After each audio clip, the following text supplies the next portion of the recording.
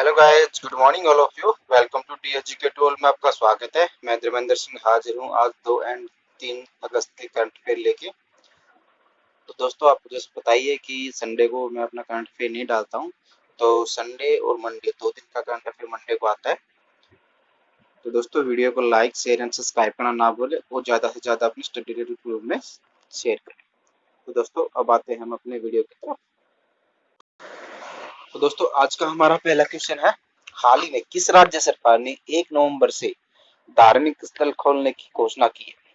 तो दोस्तों, अभी आपको वैसे पता ही है कि कोरोना वायरस के चलते जितने भी धार्मिक स्थल हैं, कॉलेज हैं, मॉल हैं और भी बहुत सी चीजें हैं जो बंद हैं, क्योंकि वहाँ पे सबसे ज्यादा गैदरिंग होती है और जहाँ पे गैदरिंग होने के चांसेस ज्यादा है वहाँ पे लॉकडाउन का पालन किया जा रहा है, अर्थात वहाँ पे वो चीजें बंद रहेंगी। तो अब दोस्तों, ये डिसीजन कौन सी सरकार ने लिया है? तो ये लिया दोस्तों राजस्थान सरकार ने। तो अपना जो राइट आंसर है वो ऑप्शन ए। तो राजस्थान सरकार ने अभी यह निर्णय लिया है कि 1 नवंबर से वो धार्मिक स्थल खोल देंगे। जैसे कोई मंदिर है, कोई धर्मशाला है, जहाँ पे मतलब कोई भी गैदरिंग वैदरिंग होती है, तो उस तरह के धार्मिक स्थल वो खोल देंगे। ठीक है। अब वो तो बात है राजस्थान की। तो राजस्थान की कैपिटल क्या है? जयपुर। और जयपुर को पिंक सिटी के नाम से भी जानते हैं। और एक अभी कुछ टाइम पहले अगर हम करंट से रिलेट रखें तो जयपुर को अभी वर्ल्ड हेरिटेज साइट में काउंट किया गया है। ठीक है दोस्तों। और यहाँ के चीफ मिनिस्टर कौन है? अशोक गहलोत। और यहाँ के जो गवर्नर है वो कलराज मिश्र। ठीक है दोस्तों। अब आते हैं दोस्तों अपने,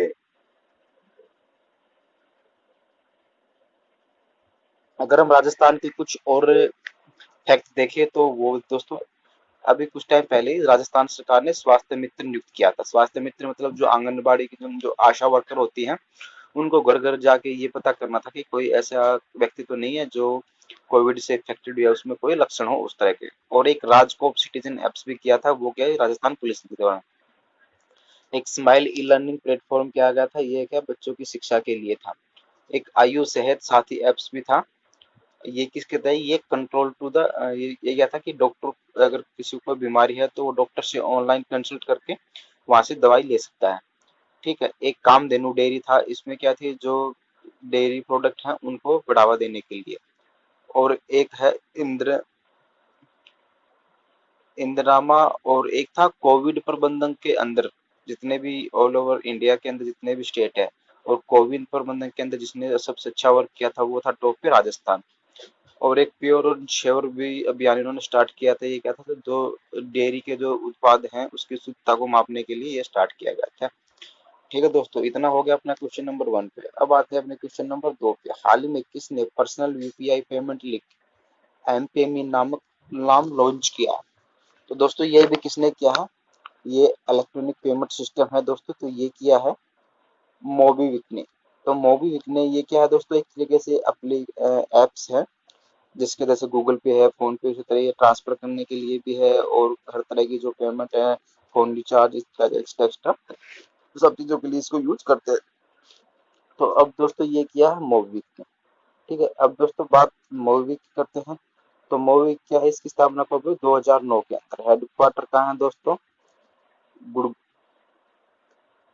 गुड़ गुड़गांव के अंदर। ठीक है। और एक सीईओ कौन है दोस्तों? विपिन जी हैं इसके सीईओ। अब आते हैं दोस्तों अपने क्वेश्चन नंबर 3 पे। हाल ही में किसे मोदी जी का निजी सचिव नियुक्त किया गया है? तो दोस्तों, मोदी जी का निजी सचिव किसे नियुक्त किया गया है? तो ये किया गया है दोस्तों हार्दिक चंद्र शाह। ये कौन है दोस्तों? ये 2010 बैच के एक आईएएस ऑफिसर हैं तथा इससे पहले जो ये पीएमओ ऑफिस था उसमें ये उप सचिव के पद पर थे। अब इन्हें क्या बना दिया है? निजी सचिव बना दिया है। ठीक है दोस्तों। अब आते हैं अपने क्वेश्चन नंबर 4 पे। हाल ही में किस राज्य में लाइफ साइंसेज पार्क का शिलान्यासन किया गया या उद्घाटन किया गया? तो दोस्तों, ये किसका किया गया है? Life sciences park. तो ये किया गया है दोस्तों, अपना राइट आंसर है ऑप्शन ए, कर्नाटका। तो कर्नाटका का जो बेंगलुरु सिटी है वहां पे इसका उद्घाटन किया गया है। और ये क्या है, ये 5,000 करोड़ की लागत से इसका निर्माण किया गया है। ठीक है दोस्तों। और ये कितनी एकड़ जमीन पे फैला हुआ था? ये 52 एकड़ जमीन पर ये बनेगा। अब बात है कर्नाटक की। तो कर्नाटका की दोस्तों कैपिटल क्या है? बेंगलोर। और चीफ मिनिस्टर कौन है, BS येदुरप्पा, और गवर्नर कौन है, वज्जू भाई वाला। ठीक है दोस्तों, ये इतना हो गया कर्नाटका के बारे में। अभी कुछ टाइम पहले कर्नाटका ने ऑनलाइन, ठीक है, तो ऑनलाइन कोचिंग प्लेटफॉर्म का भी शुभारंभ किया था, जो गेट गेट गो करके था। ठीक है, एक था अप्तमित्रा एप्स और मेघ संदेश एप्स भी उन्होंने किया था। एक कोरोना वॉच एप्स का भी इन्होंने उद्घाटन किया था, मतलब स्टार्ट की थी।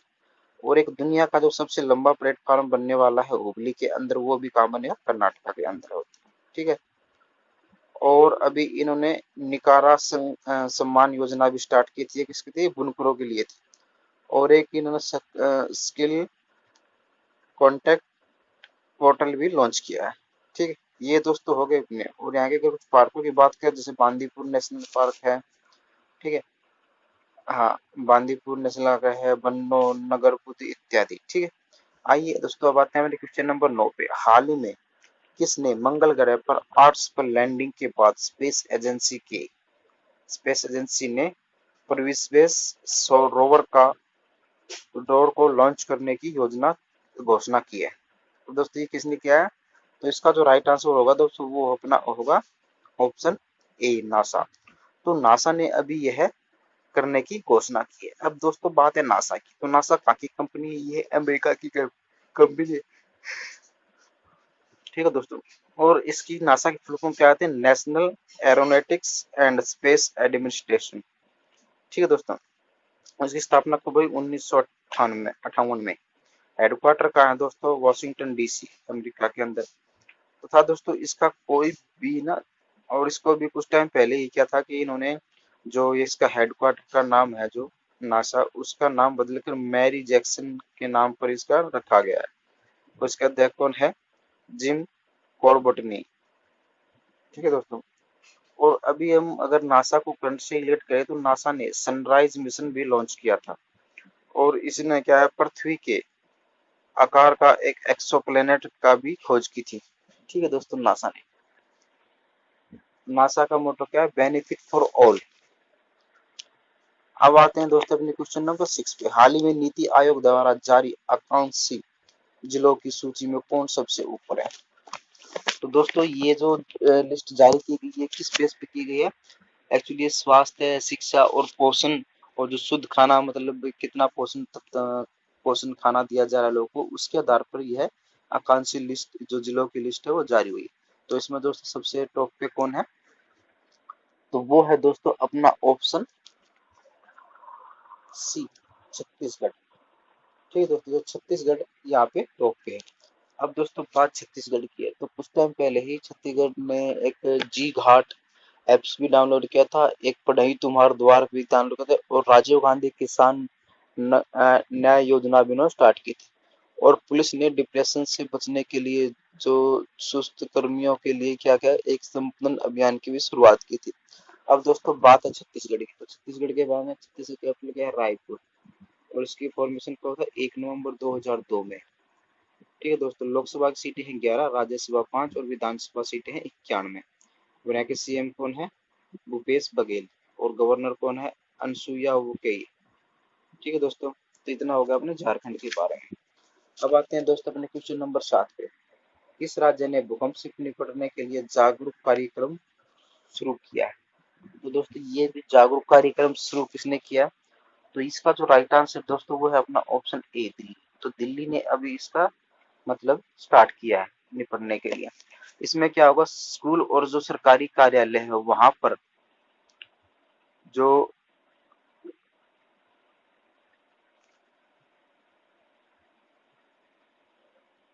मतलब ये इसका जो कार्यक्रम, स्कूल और जो सरकारी कार्य है वहां पर इसका जो कार्यक्रम का शुभारंभ किया गया है, ताकि हमको लोगों को भूकंप से बचने के लिए जो भी तरीके हैं वो पता चल सके। ठीक है दोस्तों, अब बात दिल्ली की, तो दिल्ली किसी के अपने इंडिया की कैपिटल दिल्ली है, और यहाँ के जो लेफ्टिनेंट गवर्नर है वो है अनिल बैजल।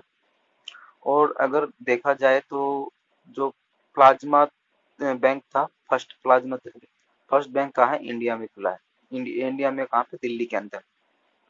जो प्लाज्मा बैंक है दोस्तों, जैसे कि हम लोग अपना ब्लड डोनेट करते हैं, ब्लड बैंक है जहाँ पैसे डालते हैं, वो वैसे सिंपल बैंक है। तो उसी तरह ये भी एक प्लाज्मा बैंक है। इसमें क्या है, जो रोगी कोविड 19 से ग्रस्त हैं और वो ठीक हो चुके हैं, रिकवर कर चुके हैं, तो क्या करते हैं, उनसे उनके जो ब्लड है उससे इम्यूनिटी जो प्लाज्मा है वो निकाल लेते हैं थोड़ा बहुत। और जब कोई रोगी इससे ग्रस्त है कोविड 19 से, तो उसको वो प्लाज्मा चढ़ा देते हैं। तो इससे क्या होता है, जो उसकी इम्यूनिटी पावर वो स्ट्रांग हो जाती है और उसके चांसेस थोड़े बढ़ जाते हैं बचने के। ठीक है दोस्तों। और दिल्ली ने कुछ टाइम पहले क्या किया था, एक 5T प्लान भी लॉन्च किया था और एक ऑपरेशन शील्ड भी लॉन्च किया था। अब दोस्तों 5T की प्लान मतलब काफी थोड़ा बहुत चला, ठीक ठाक है, बट अभी देखते हैं। एक तो घर घर राशन योजना भी थी, इसमें क्या था, सबको घर घर पे जाके राशन बांटा जाएगा। ठीक है दोस्तों, इतना हो गया अपना दिल्ली के बारे में। अब आते हैं दोस्तों अपने क्वेश्चन नंबर 8 पे। AIIB के फिर से अध्यक्ष कौन बने हैं? तो दोस्तों AIIB का पहले तो हम ये जानते हैं ये क्या है। तो ये है दोस्तों एशियन इंफ्रास्ट्रक्चर इन्वेस्टमेंट बैंक। ठीक है दोस्तों। तो और इसकी स्थापना कब हुई दोस्तों, 16 जनवरी 2016। हेडक्वार्टर का है बीजिंग, चाइना के अंदर। ठीक, उसके अध्यक्ष कौन है, जिम निकुल। ठीक है दोस्तों, इसका जो राइट आंसर है दोस्तों वो है अपना ऑप्शन ए, जिम लिकुन। ठीक है दोस्तों। अब आते हैं अपने क्वेश्चन नंबर 9 पे। यूएन तथा आईकोंगो ने करमवीर चक्र से किसे सम्मानित किया? तो यूएन और आईकोंगो ने दोस्तों किसको स्थापित मतलब किसको सम्मानित किया है, तो ये किया है सुनील यादव, YDS। ठीक है दोस्तों। और ये किस लिए दिया जाता है, एक्चुअली यह एक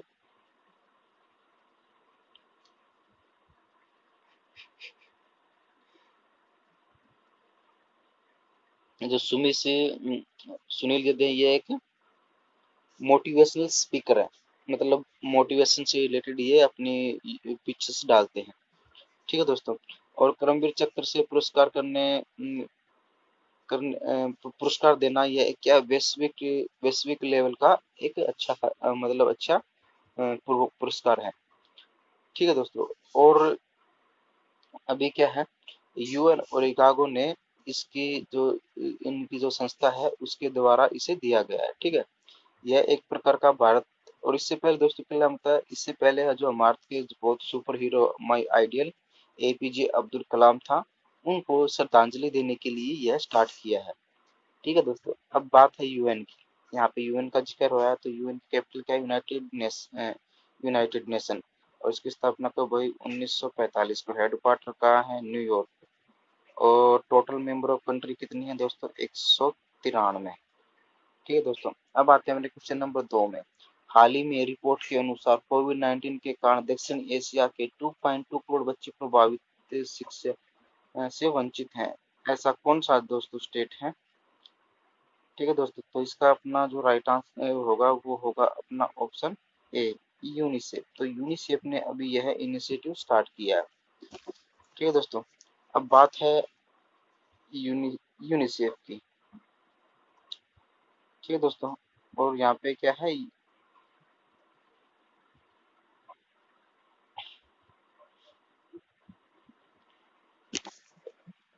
अब बात करें दोस्तों अपने क्वेश्चन नंबर।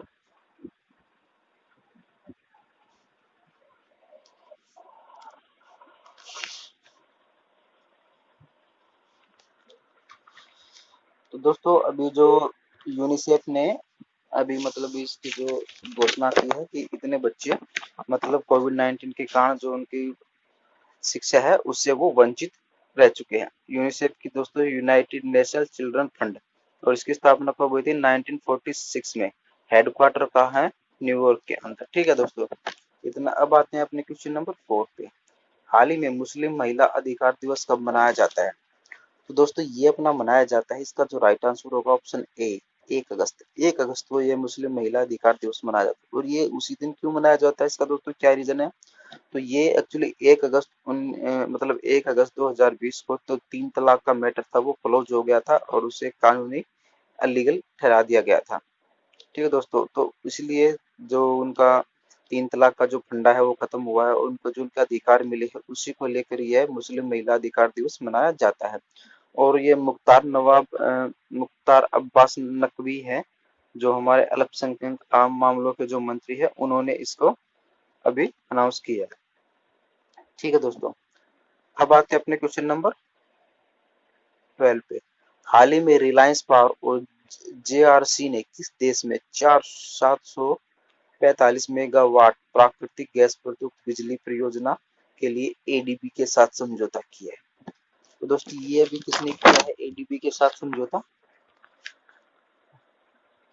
तो दोस्तों इसका जो राइट आंसर है वो अपना ऑप्शन ए बांग्लादेश। तो बांग्लादेश के साथ अभी इन्होंने ये समझौता किया। ठीक है दोस्तों, और ये बांग्लादेश के साथ समझौता क्या है, मतलब एक तरीके से अपने जो उनके जो आदमी।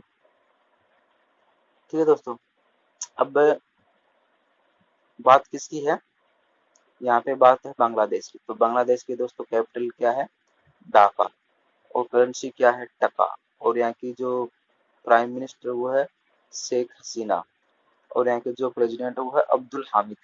ठीक है दोस्तों, इतना हो गया अपना इसके बारे में, बांग्लादेश के बारे में। ठीक है दोस्तों, और बांग्लादेश और इंडिया के बीच कौन सी एक्सरसाइज है, हैंड टू हैंड एक्सरसाइज भी होती है। ठीक है, नहीं हैंड टू हैंड नहीं, हाँ अभी ये जो मेघालय के अंदर हुई थी, वहां पे पीएम कौन है, यहाँ की जो शेख हसीना है वो। ठीक है, और अभी कुछ टाइम पहले ही दोस्तों उन्होंने क्या किया था, जो इंटरनेट है, जो मुफ्त का इंटरनेट है, उस पर रोक लगा दी थी। ठीक है दोस्तों, और अभी के उन्होंने रोक लगाने के साथ अभी जो पशुओं, जो ऑनलाइन पशुओं की बिक्री, मतलब जो ईद पे जो भी ऑनलाइन बकरे थे उनको काटने के लिए क्या ऑनलाइन डिजिटल हॉल का भी इन्होंने मतलब एक तरह की स्टार्टिंग की थी। ठीक है दोस्तों, अब आते हैं हमारे क्वेश्चन नंबर 13 में। हाल ही में गुजरात पुलिस डीजीपी किसे नियुक्त किया गया है? दोस्तों गुजरात पुलिस का जो डीजीपी है किसे नियुक्त किया गया है? तो उसका राइट आंसर है दोस्तों आशीष भाटिया। तो आशीष भाटिया को अभी गुजरात पुलिस का नया डीजीपी नियुक्त किया गया है। ठीक है दोस्तों, अब बात किसकी है, बात है गुजरात की। अगर तो हम गुजरात की बात करें तो रूफ टॉप के मामले में गुजरात कहाँ पे है, तो रूफ टॉप जो सोलर पैनल है उसको इंस्टॉलेशन के मामले में गुजरात टॉप पे है। ठीक है दोस्तों, अब बात है गुजरात की। तो गुजरात की बारे में चाहते तो गुजरात की कैपिटल क्या है दोस्तों, गांधीनगर। नंबर ऑफ डिस्ट्रिक्ट कितनी है, 33, और इसका फॉर्मेशन कब हुआ था, 1 मई 1960 को। और टोटल यहाँ पे जो लोकसभा सीटें हैं 26, राज्यसभा 11 और विधानसभा 182। फिर यहाँ की जो पार्क है ग्रीन नेशनल पार्क है, ये किसके लिए पार्क है, ये एशियाटिक लाइन के लिए प्रसिद्ध है। और यहाँ पे सरदार सरोवर बांध भी है। यहाँ के चीफ मिनिस्टर कौन है, विजय रूपाणी। गवर्नर कौन है, आचार्य देवव्रत। ठीक है दोस्तों, तो ये हो गया इतना अपना गुजरात के बारे में। ठीक है दोस्तों, अगर करंट से गुजरात को देखें, एक तो सोलर पैनल के मामले में सबसे टॉप पे है ही। ठीक है, और एक क्या था,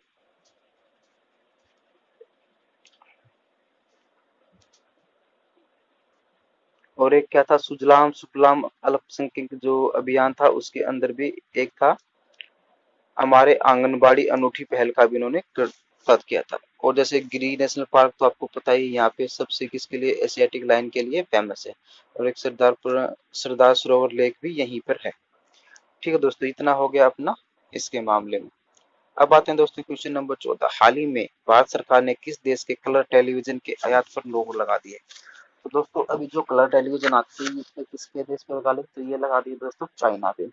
तो चाइना से क्या है, अभी जो कलर जो टेलीविजन आते थे निकल निकल के, मतलब जो उस पे क्या था, पहले कोई शुल्क नहीं लगता था, जो भी इम्पोर्ट होके आते थे चाइना से, तो उस पे कोई शुल्क नहीं लगता। तो अब क्या किया है भारत सरकार ने, उसको उस कैटेगरी से हटा के शुल्क वाली कैटेगरी में लगा दिया है। और जैसे अब शुल्क लगेंगे तो वो क्या है कि एवरेजली जो हमारे यहाँ पे बनते हैं उनसे महंगे हो जाएंगे। इससे प्रॉफिट ये होगा कि जो स्वदेशी लोग है, जो यहाँ का इंडिया में बनता है वही माल वहाँ पे कंज्यूम होगा। अब चाइना से कोई चीज नहीं खरीदेगा, क्योंकि ऑब्वियसली बात है वो कोई चीज महंगी आएगी तो फिर वहां से क्यों खरीदेंगे। तो इसलिए अभी यहाँ के जो है इन्होंने जो टैरिफ है वो लगा दिया है, और जो फ्री ऑफ कॉस्ट था वो बंद कर दिया है। ठीक है दोस्तों, अब बात है चाइना की। तो चाइना कैपिटल क्या है, बीजिंग, और यहाँ के प्रेसिडेंट कौन है, वो है जिनपिंग, और यहाँ की करेंसी क्या है, रेनबिम्पी। और ठीक है दोस्तों, तो ये हो गया टोटल अपना चाइना के बारे में। अगर हम क्षेत्र पॉपुलेशन के हिसाब से देते तो चाइना सबसे टॉप पे है और सेकंड में है अपना इंडिया। ठीक है दोस्तों, पॉपुलेशन के हिसाब से। अगर एशिया के अंदर देखिए तो एशिया में दोस्तों सेकंड नंबर पे आता है, पहले पे अपना रशिया है क्षेत्रफल की दृष्टि से, और दूसरा है अपना यही है। ठीक है, और ऑस्ट्रेलिया का नंबर भी इस पे, और जो अपना इंडिया का नंबर है वो 7वें नंबर पे आता है ओवरऑल देखा जाए तो। ठीक है दोस्तों, और कचरा अभी क्या है, अभी कुछ टाइम पहले ही चाइना ने हाई स्पीड मैगले का भी सफल परीक्षण किया था। इसमें क्या है, जो इसकी जो रफ्तार है, जो स्पीड है वो क्या है, दुगनी है। किससे? बुलेट ट्रेन से। बुलेट ट्रेन की जो मोस्टली जो बाइक में होती है वो 300 किलोमीटर करीब होती है, इसकी 700 से 700 किलोमीटर पर आवर्स के करीब, 600 किलोमीटर पर आवर्स के करीब है इसकी स्पीड। ठीक है, और ग्लोबल मैन्युफैक्चरिंग रिस्क इंडेक्स के अंदर भी यह टॉप पे है।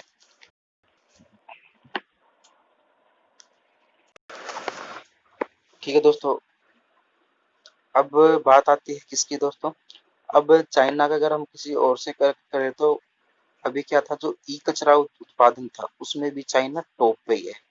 और अभी कुछ टाइम पहले ही दोस्तों आपको पता है मंगल मिशन यान भी अभी स्टार्ट किया था। इसका नाम क्या था, तियानवेन मन रखा गया था, और किसके गया था, मार्क लॉन्ग मार्च रॉकेट 5 के द्वारा इसको आकाश में भेजा गया था।